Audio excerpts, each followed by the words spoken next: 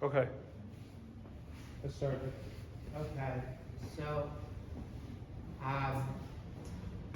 this is going to be the Holocaust from the perspective of what happened to the LGBT community as well as the disabled community.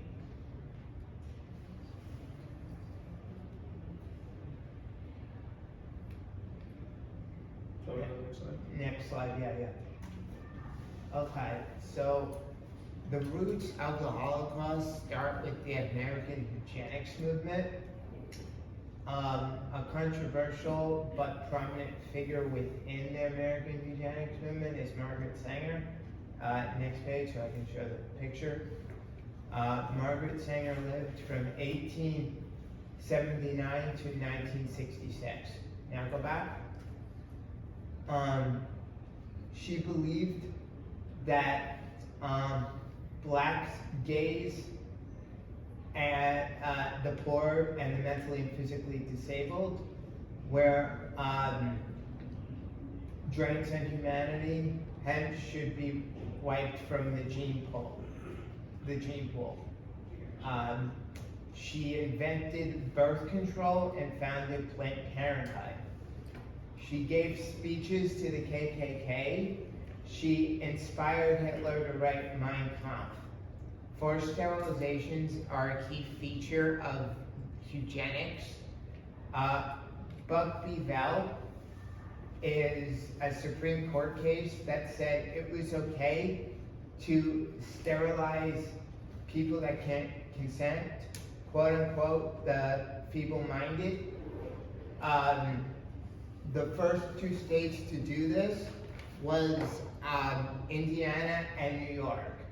Amniocentesis is the process of prenatal testing. Oftentimes, it's done to detect Down syndrome and cystic fibrosis. This oftentimes resorts to third trimester abortions.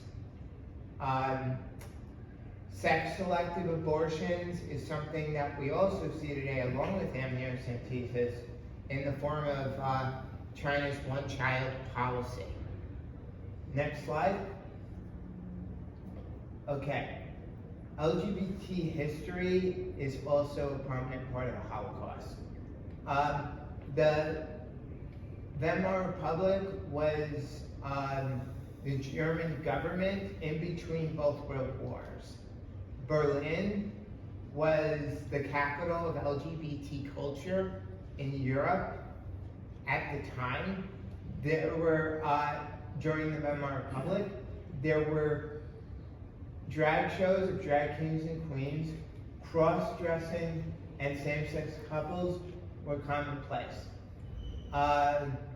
Magnus Hirschfeld, you can go down one slide. That's Magnus Hirschfeld on the left. He founded, now go back up, the Institute of Sexual Research, which is an LGBT clinic, which was in turn trailblazer in their own right. It's not dissimilar to the LGBT clinics that we see today. Aperture and Colin Moore, the two main ones in New York that we see today. Lili Elbe, go down one slide, is a male to female transsexual. She was the first person during the time of the Weimar Republic to ever receive sex confirmation surgery. Go up. There were laws, okay. The rise of the Third Reich led to the cracking down on gay people. There were two types of gays in the legal statute of the Third Reich. There was the cocaine, what we would call today the flamboyant gay, and the part-time gay, which was bisexuals. First they were jailed, then they were sent to gas chambers in concentration camps. I see what happened to bisexuals as a form of bisexual erasure. The pink triangle, go down. Next one, yeah. The pink triangle was a symbol that the Nazis made gay people wear. It was later reclaimed in the 1980s by ACT UP during the AIDS epidemic. Here you see the pink triangle and the AIDS memorial. Go up.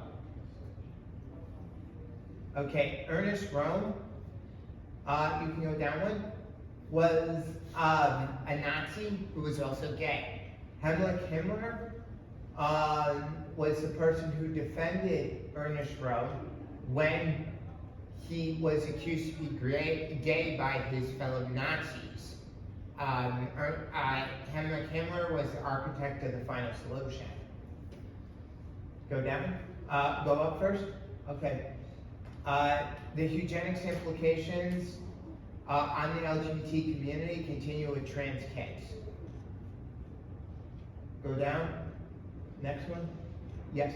This is Chloe Cole. She is a detransitioner. She's autistic. She was chemically castrated, chemically sterilized as a child. And she also had a double mastectomy as a minor. This is not a dig against people who transition as adults. I'm one of them. But it is something that does happen. This is another form of eugenics as far as I'm concerned. Go down. Okay. Eugenics in Germany.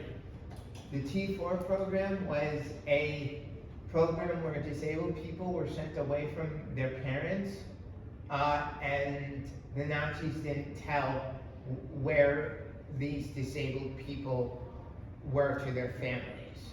Now, a lot of these kids were children of high-up Nazi officials. So this program was short-lived. It was discontinued when the parents made a stick about it, who were high-up members of the Nazi Party. The Lebensborn program was a program of Lebensborn birth houses where expecting mothers would go to give birth. All the disabled kids born there would be killed. Hans Asperger, go down. And Lorna Wayne. Hans Asperger was a researcher and doctor in Vienna. He was a member of the Nazi Party. You might have heard of him because DSM-4 is Asperger's diagnosis, which I happen to have.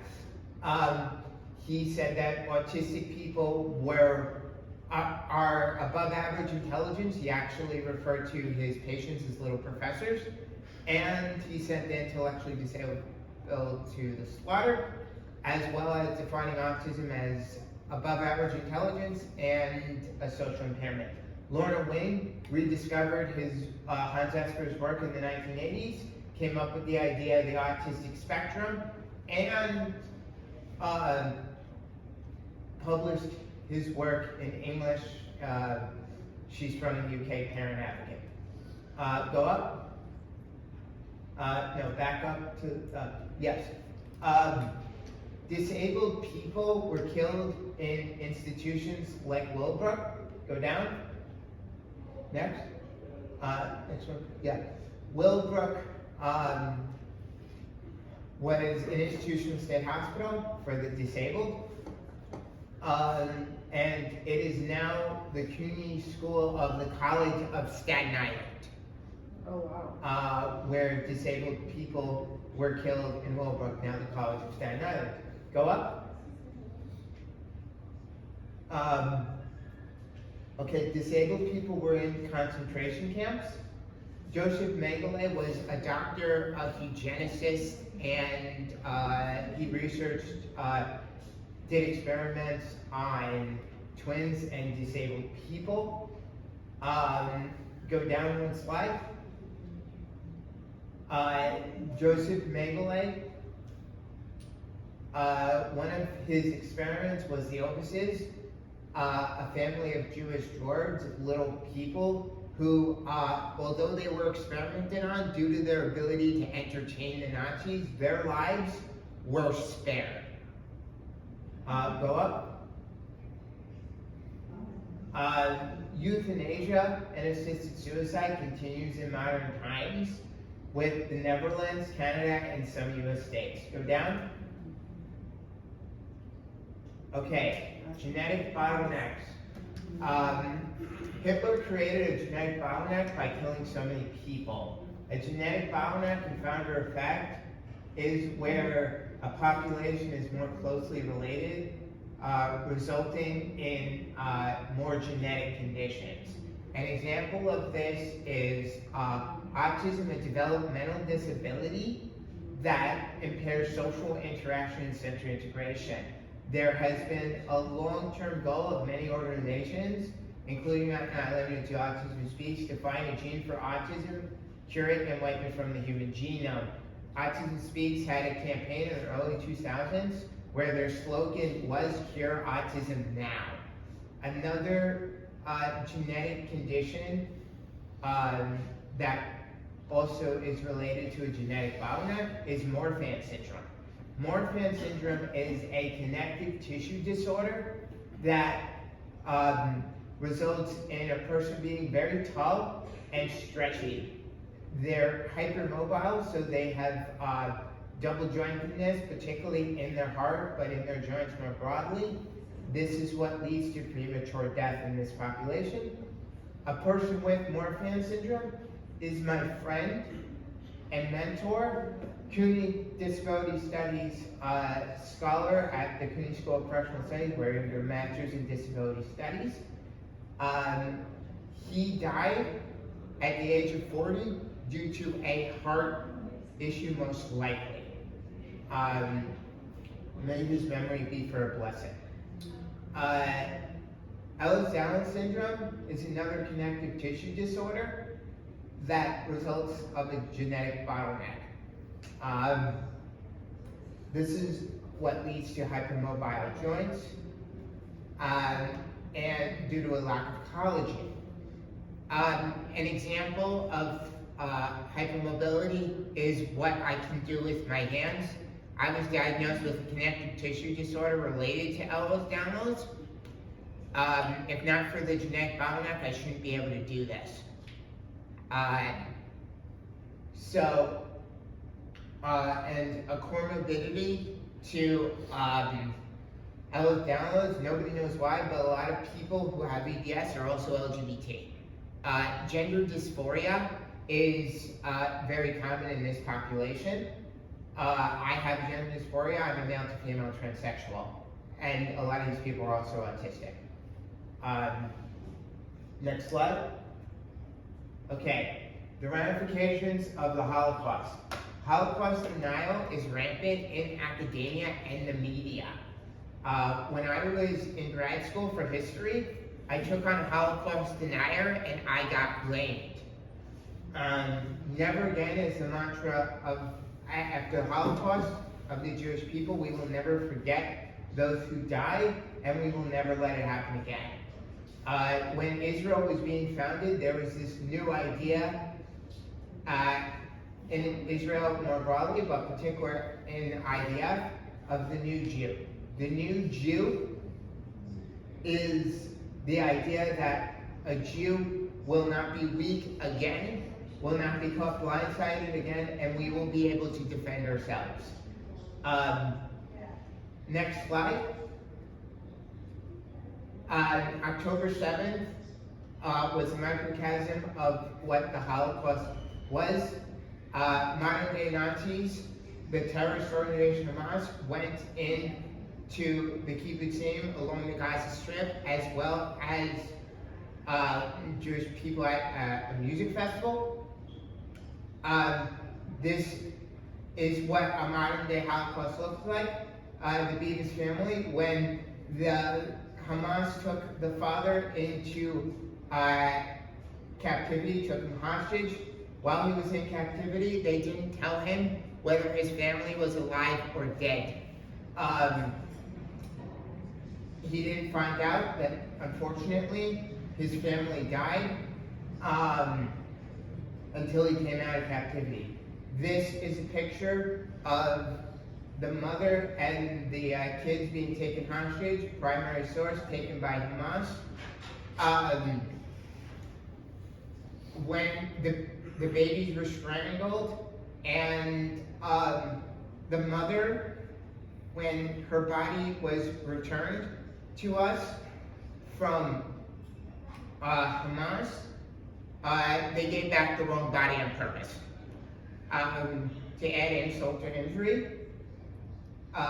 So we didn't receive her body until later on. May their memory be for a blessing. Go back up. Okay. Maya Poet, go down 2 slides. Maya Poet is a detransitioner. She is lesbian, autistic, and has ADHD. Go up. Disabled people are unable oftentimes to get to bomb shelters on time, if at all. Typically in Israel, there's only 30 seconds to get to a bomb shelter. So, in the case of my poet, go down. She was wearing a binder to flatten her chest, and due to that, she wasn't able to run into the bomb shelter. If somebody didn't pull her in, she very well could have died.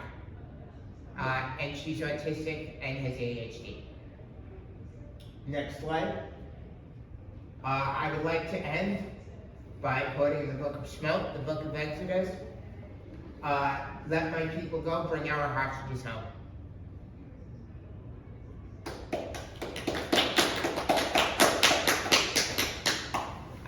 If anybody has any questions, you can ask me.